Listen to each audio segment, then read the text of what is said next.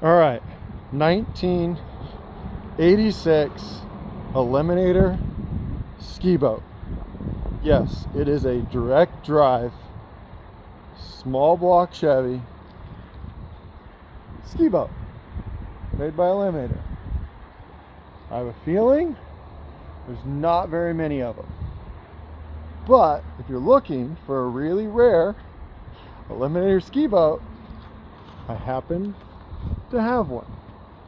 It is very clean, well cared for, has a new motor with I guess about 5 hours on it, recently serviced, all the trailer work is done, trailer is all coated or rhino lined and has been gone through. So it's a very nice example of an Eliminator ski boat.